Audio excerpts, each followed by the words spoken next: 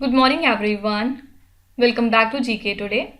और आज हम डिस्कस करेंगे 29 मार्च के सबसे मोस्ट इंपॉर्टेंट करंट अफेयर्स। एक बार ओवरव्यू देख लेते हैं आज क्या क्या रहने वाला है। सबसे पहले आज के करंट अफेयर्स हम डिस्कस करेंगे, इसके बाद हम चलेंगे हमारे रिवीजन सेशन की तरफ, जिसमें आज हम फरवरी मंथ को स्टार्ट करने वाले हैं।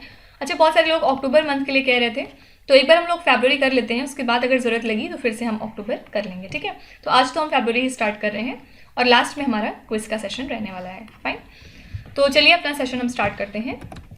फर्स्ट है, which country launch the agriculture innovation mission for climate along with the US. कौन सी कंट्री है जिसने agriculture innovation mission for climate हाल ही में लॉन्च किया है यूएस के साथ मिलकर? ये कंट्री है यूएई। यूएई ने इसको लॉन्च किया है कहाँ पे? At the conference of parties 26। और इंडिया ने हाल ही में इस ग्रुपिंग को ज्वाइन किया है 2023 में। इसकी बात करें अगर agriculture innovation mission for climate की, तो ये एक ग्लोबल पार्टनरशिप है जिसका एम है climate smart agriculture and food system innovation में जो इन्वेस्टमेंट है उसको और ज़्यादा इंक्रीज़ करना या फिर एक्सेलरेट करना। ठीक है, ताकि इसको और ज़्यादा सपोर्ट मिल सके। तो बस आपको याद रखना है कि कौन सी कंट्री ने इसको लॉन्च किया है यूएस के साथ मिलके, तो ये कंट्री है यूएई। कुछ इंटरनेशनल करंट अफेयर्स अगर यहाँ पे रिवाइज किया जाए तो सबसे पहले याद रखिएगा कि हाल ही में मिस्टर राम सहाया प्रसाद यादव ये बन चुके हैं 3rd vice president Nepal country के। ठीक है, और इसके अलावा रामचंद्र पौडल ये प्रेसिडेंट हैं नेपाल कंट्री के। सब लोग कमेंट्स में बताएंगे कि नेपाल के करंट प्राइम मिनिस्टर का नाम क्या है। देखिए, इसके अलावा डेनमार्क जो है ये पहली कंट्री बन चुकी है किस टर्म में?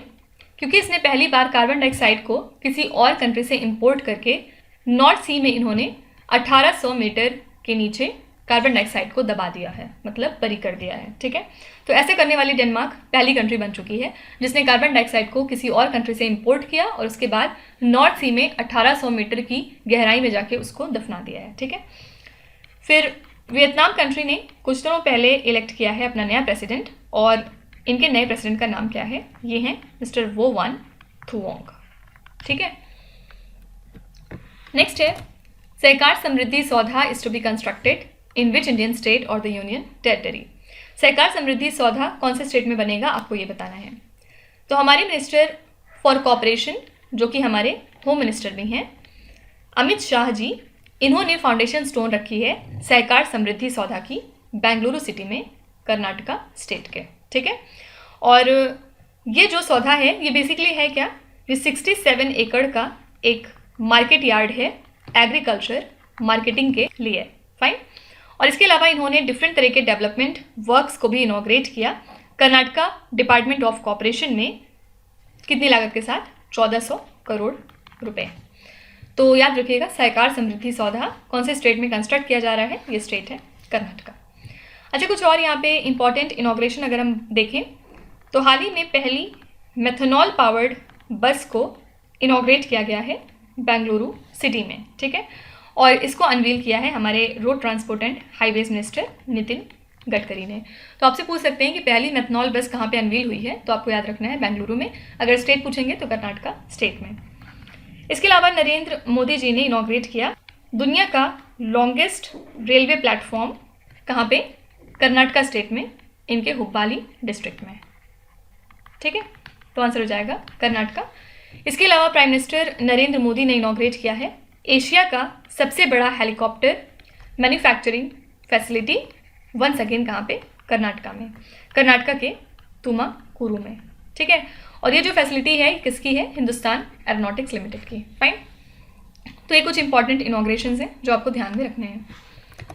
नेक्स्ट है, defence ministry signed a contract recently with which organisation under project Himshakti. Defence ministry ने ये कॉन्ट्रैक्ट किस ऑर्गेनाइजेशन के साथ हाल ही में साइन किया है? प्रोजेक्ट हिमशक्ति के अंडर में। तो हमारी डिफेंस मिनिस्ट्री ने साइन किया इस कॉन्ट्रैक्ट को with BEL Hyderabad under the project Himshakti, और इसके थ्रू इनकरेज किया जाएगा पार्टिसिपेशन इंडियन इलेक्ट्रॉनिक्स का और एसोसिएटेड इंडस्ट्रीज़ का, इंक्लूडिंग MSMEs। ठीक है, तो इस प्रोजेक्ट में 2 integrated electronic warfare system manufacture किया जाएगा। कितनी लागत के साथ? 3000 करोड़ रुपीज़। तो इसके लिए डिफेंस मिनिस्ट्री ने ये कॉन्ट्रैक्ट साइन किया है BEL हैदराबाद के साथ। फाइन। इसके अलावा अगर हम बात करें कि प्रेसिडेंट्स कलर अवार्ड इस साल किस शिप को दिया गया है, तो याद रखिएगा ये है INS द्रोणाचार्य। INS द्रोणाचार्य को इस साल प्रेसिडेंट कलर अवार्ड से नवाजा गया है। ठीक है। इसके अलावा एक साइज है जिसका नाम है बोल्ड कुरुक्षेत्र, और ये काफ़ी ज़्यादा आजकल न्यूज़ में है। बोल्ड कुरुक्षेत्र कौन सी दो कंट्रीज़ के बीच की एक्सरसाइज है, इंडिया और सिंगापुर, और 2023 के लिए इसका वेन्यू रखा गया है जोधपुर, राजस्थान। ठीक है। नेक्स्ट क्वेश्चन है, which paramilitary force is responsible for guarding the Indo Myanmar border. Indo Myanmar border जो हमारा है उसको गार्ड करने वाली पैरामिलिट्री फोर्स को हम क्या कहते हैं, आपको ये बताना है। तो ये है असम राइफल्स, और किस वजह से न्यूज़ में है, क्योंकि असम राइफल्स ने हाल ही में अपना 188th raising day ceremony observe किया 24 मार्च 2023 को। कहाँ पे, इन शिलोंग। और ये जो पैरामिलिट्री फोर्स है ये रिस्पॉन्सिबल है हमारे इंडो म्यांमार बॉर्डर को प्रोटेक्ट करने के लिए। तो इस साल इस फोर्स में दिए गए हैं 1 शौर्य चक्र, 7 सेवा मेडल और 411 प्रेसिडेंशियल एंड गवर्नर मेडल। इसके अलावा अगर हम डिफरेंट पैरामिलिट्री फोर्सेस की बात करें, तो जो हमारा इंडो पाकिस्तान बॉर्डर है इसको प्रोटेक्ट करता है बॉर्डर सिक्योरिटी फोर्स। फिर इंडो बांग्लादेश बॉर्डर भी बॉर्डर सिक्योरिटी फोर्स के अंडर में है, ये प्रोटेक्ट करते हैं। हमारा जो इंडो चाइना बॉर्डर है इसको प्रोटेक्ट करते हैं इंडो तिब्बतन बॉर्डर पुलिस। फिर इसके बाद इंडो नेपाल बॉर्डर की बात करें तो इसको गार्ड करते हैं सशस्त्र सीमा बल, मतलब SSB। फिर इंडो भूटान बॉर्डर भी SSB के अंडर में है। फिर इंडो म्यांमार बॉर्डर एक लास्ट है जो कि असम राइफल देखता है। ठीक है। तो ये 6 इंपॉर्टेंट पैरामिलिट्री फोर्सेस हैं इंडिया की। SSB की बात करें तो हाल ही में हमारी IPS ऑफिसर रश्मि शुक्ला बन चुकी हैं नई डायरेक्टर जनरल SSB की। ठीक है। तो अगर आपसे कोई पूछे कि SSB की नई डायरेक्टर जनरल कौन नियुक्त हुई हैं, तो ये हैं रश्मि शुक्ला। नेक्स्ट है, which city is the host of the regional conference on drug trafficking and national security. कौन सी सिटी होस्ट है इस कॉन्फ्रेंस की जो कि हुई है ड्रग ट्रैफिकिंग के ऊपर और नेशनल सिक्योरिटी के ऊपर। तो ये कॉन्फ्रेंस हाल ही में हुई है बेंगलुरु सिटी में, और इसको चेयर किया हमारे होम मिनिस्टर अमित शाह जी ने। तो इस दौरान एक मेमोरेंडम ऑफ अंडरस्टैंडिंग भी साइन हुआ है between the Rashtriya Raksha university and the government of Karnataka. किस लिए, कि एक नया कैंपस खुलवाया जाएगा इस यूनिवर्सिटी का। कहाँ पे, शिवमोगा में। ठीक है। और शिवमोगा एयरपोर्ट भी कुछ दिनों पहले इनॉग्रेट हुआ है कर्नाटका स्टेट में। राइट। तो आपको याद रखना है कि ये जो कॉन्फ्रेंस है ये कहाँ पे हुई है, बेंगलुरु सिटी में। अच्छा, कुछ यहाँ पे अगर इंपॉर्टेंट होस्ट एंड कॉन्फ्रेंसेस देखें तो प्राइम मिनिस्टर नरेंद्र मोदी ने एड्रेस किया वन वर्ल्ड TB समिट को हाल ही में। कहाँ पे, वाराणसी शहर में। और वर्ल्ड TB डे कब हम ऑब्जर्व करते हैं, 24 मार्च को हर साल, और इस साल के लिए थीम रखी गई है yes we can end TB। ठीक है। और इसके अलावा जो कंट्री UAE है, इन्होंने हाल ही में होस्ट किया है पहला I2U2 वाइस मिनिस्ट्रियल मीटिंग, जिसमें इन्वेस्टमेंट अपॉर्चुनिटीज़ को डिस्कस किया गया है कि किस तरह से हम जो मैनेजमेंट ऑफ एनर्जी क्राइसिस और फूड सिक्योरिटी को लेके इश्यूज़ हैं उनको टैकल कर सकते हैं। ठीक है। और I2U2 में कौन कौन सी कंट्रीज़ आती हैं अगर बात करें तो इसमें I2 मतलब इंडिया और इज़राइल, और U2 का मतलब है US और UAE। ये 4 कंट्रीज़ हैं अंडर I2U2। फाइन। नेक्स्ट है, हाइल और tsunami is the drone system developed by which country. आपको बताना है कि जो हाइल ड्रोन सिस्टम है ये किस कंट्री ने डेवलप किया है।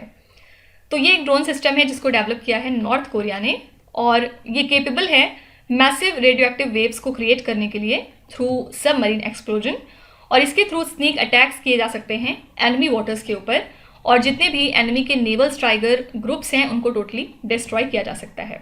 मतलब एक तरह से आप कह सकते हैं कि अंडर वाटर एक्सप्लोजन करके ये फॉर्मूला काम करता है। ठीक है। तो आपको याद रखना है कि ये एक तरह का ड्रोन सिस्टम है जो कि डेवलप किया है नॉर्थ कोरिया कंट्री ने। इसके अलावा अगर आपसे कोई पूछे कि safe third country agreement is associated with which countries, तो ये जो सेफ थर्ड कंट्री एग्रीमेंट है ये 2004 में हुआ था बिटवीन US एंड कनाडा, और इसका काम क्या है, इफेक्टिवली मैनेज करना रिफ्यूजी सिस्टम के एक्सेस को दोनों ही कंट्रीज़ के बीच में उन लोगों के लिए जो इंटरनेशनल बॉर्डर को क्रॉस करते हैं बिटवीन द 2 कंट्रीज़। ठीक है। और हाल ही में एक नया बायलैटरल एग्रीमेंट साइन हुआ है इस एग्रीमेंट को एक्सटेंड करने के लिए। तो आपको बस याद रखना है कि सेफ थर्ड कंट्री एग्रीमेंट कौन सी 2 कंट्रीज के बीच का है, यूएस और कनाडा। नेक्स्ट है Gaj Utsav 2023 will be organized by the Indian government to mark 30 year celebration of which project. आपको बताना है कि गज उत्सव किस प्रोजेक्ट के 30 ईयर्स कंप्लीट होने के सेलिब्रेशन के तौर पे मनाया जा रहा है। गज मतलब क्या होता है, एलिफेंट ऑब्वियसली, तो यहाँ पे आंसर हो जाएगा प्रोजेक्ट एलिफेंट। तो गज उत्सव को इनॉग्रेट किया जाएगा 7 अप्रैल को बाय आवर प्रेसिडेंट। और कहाँ पे किया जा रहा है, तो काजीरंगा नेशनल पार्क में, जो कि है असम स्टेट में। आपको बताना है कि असम में कितने नेशनल पार्क्स हैं प्रेजेंट में। देखिए इसके अलावा जो हमारा ये प्रोजेक्ट टाइगर है, ए ऑप्शन, ये 2023 में अपने पूरे 50 साल कंप्लीट कर लेगा। इसको लॉन्च किया गया था 1973 में, कहाँ पे, कॉर्बेट नेशनल पार्क में, टाइगर पॉपुलेशन को कंजर्व करने के लिए। और प्राइम मिनिस्टर नरेंद्र मोदी ने इनॉग्रेट किया 3 डे मेगा इवेंट को मैसूर में to mark the 50 years of project tiger. तो इन केस अगर आपसे पूछा जाए एज अ स्टैटिक जीके कि प्रोजेक्ट टाइगर को इंडिया में कब लॉन्च किया गया, तो याद रखिएगा 1973 में। नेक्स्ट है Chenab Bridge, the world's highest railway bridge, is being constructed in which Indian state or the Union Territory? Chenab Bridge जो दुनिया का सबसे ऊंचा रेलवे ब्रिज है, आपको बताना है कि ये कौन से स्टेट में कंस्ट्रक्ट हुआ है। तो चेनाब ब्रिज ऐसा एक्सपेक्ट किया जा रहा है कि मार्च 2023 के एंड होते होते ये ब्रिज भी कंप्लीट हो जाएगा और ये दुनिया का सबसे ऊंचा रेलवे ब्रिज है, जिसको कि बिल्ड किया गया है at a height of 359 meters, मतलब आप कह सकते हैं 1178 फीट अबव द रिवर, और ये 35 मीटर्स टॉलर है दैन पेरिस का एफिल टावर। ठीक है, तो आपको याद रखना है चेनाब ब्रिज कहाँ पे कंस्ट्रक्ट हो रहा है, आंसर हो जाएगा जम्मू एंड कश्मीर में। खास बात क्या है, ये दुनिया का सबसे ऊंचा रेलवे ब्रिज है। कुछ और अगर इंपॉर्टेंट ब्रिजेस की बात करें जो हाल फिलहाल न्यूज़ में बने रहते हैं, तो इसमें फर्स्ट है जुआरी ब्रिज। जुआरी ब्रिज है गोवा में, और इसके इंपॉर्टेंट फीचर क्या है, ये second longest cable stayed bridge है। ठीक है, इसके बाद सेकेंड है बोगीबील ब्रिज। बोगीबील ब्रिज है असम स्टेट का। फिर इसके बाद नेक्स्ट है सियोम ब्रिज। सियोम ब्रिज है अरुणाचल प्रदेश का। और आपको बताना है कि पद्मा ब्रिज कौन सी कंट्री में लाई करता है। सब लोग अपने जवाब कमेंट्स में मेंशन करेंगे। और अगर हम पद्मा अवार्ड्स की बात करें तो इस साल 106 पद्मा अवार्ड कन्फर हुए हैं, और इनका डिवीज़न किस तरह है, 91 इसमें पद्मश्री हैं, 9 पद्म भूषण हैं और 6 पद्म विभूषण हैं। ठीक है, नेक्स्ट है which city is the host of G20 chief science advisers round table. आपको बताना है कि कौन सी सिटी होस्ट है G20 के chief science advisers round table meeting की। तो ये government to government level initiative है G20 प्रेसिडेंसी का, जो कि इस साल होगा नई दिल्ली में सितंबर मंथ में। ठीक है, इसमें इंपॉर्टेंट टॉपिक्स के ऊपर फोकस किया जाएगा कि किस तरह से फ्री एंड यूनिवर्सल एक्सेस हम प्रोवाइड कर सकते हैं साइंटिफिक जर्नल्स के लिए। ठीक है, तो आपको याद रखना है कि G20 chief science advisers round table के लिए होस्ट सिटी है न्यू दिल्ली। और कल हमने पढ़ा था कि जो G20 रिक कॉन्फ्रेंस है, इसके लिए होस्ट कौन सा स्टेट था, इसके लिए होस्ट था असम। और असम में भी अगर स्पेसिफिकली बात करें तो ये था डिब्रूगढ़।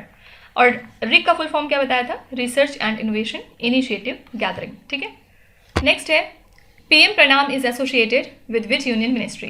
पीएम प्रणाम किस मिनिस्ट्री से एसोसिएटेड है, आपको ये बताना है।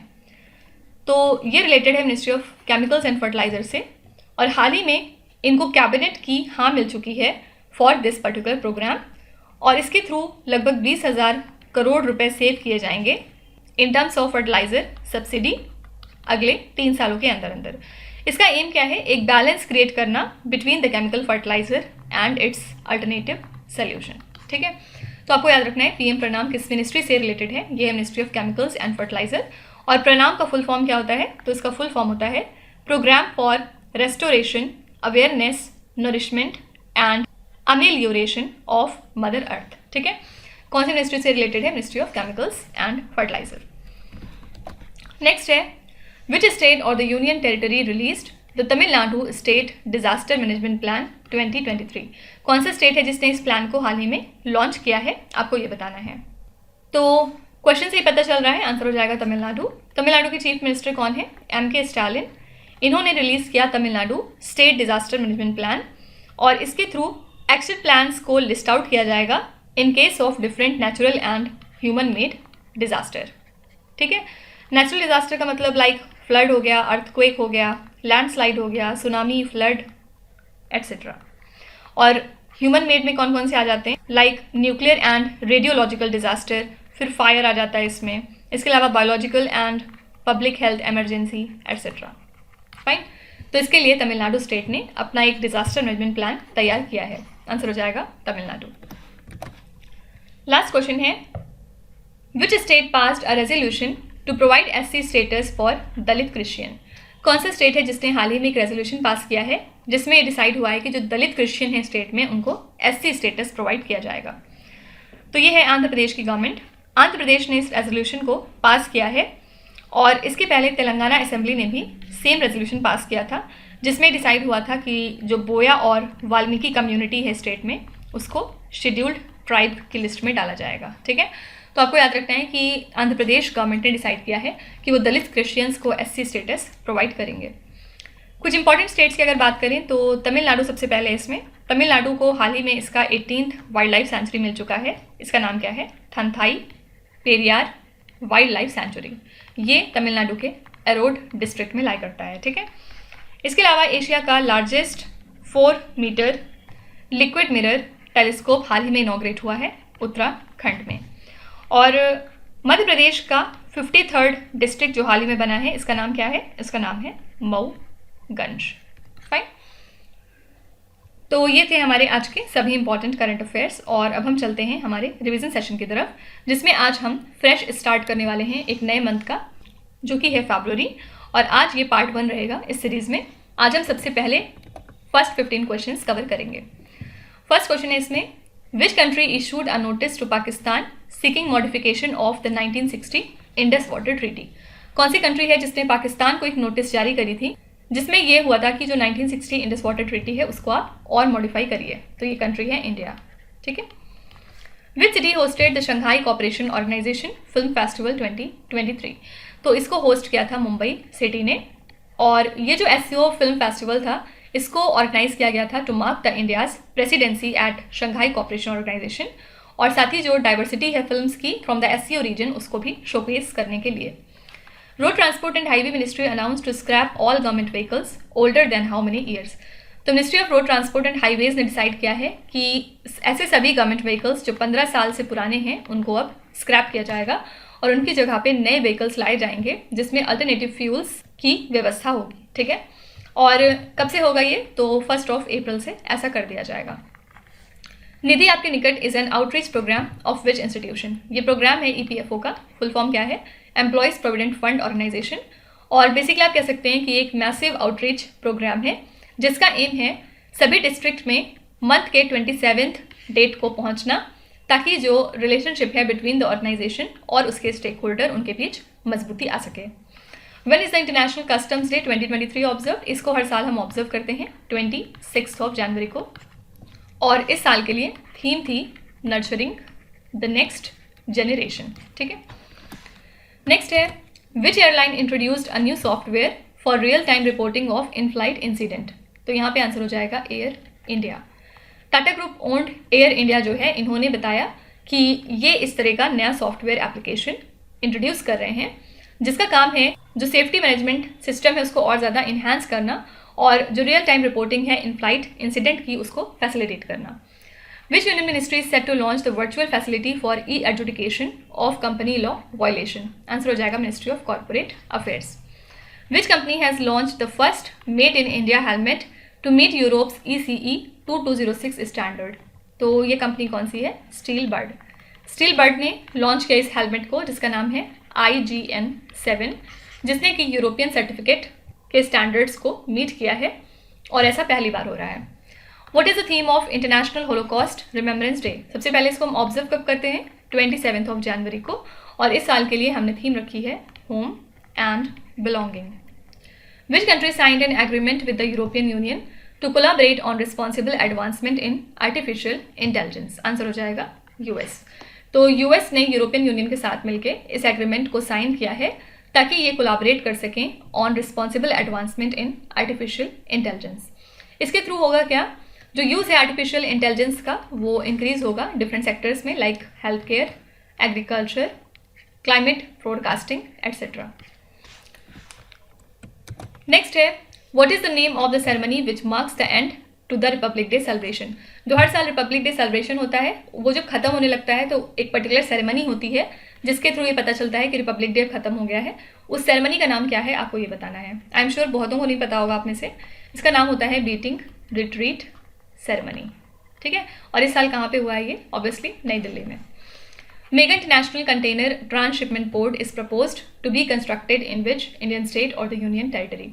तो ministry of ports, shipping and waterways ने डिसाइड किया था कि वो एक mega international container transshipment port establish करेंगे अंडमान एंड निकोबार आइलैंड्स में। As per the latest all India survey on higher education, what is the trend of total enrollment in higher education in 2019 to 20 compared to the previous survey?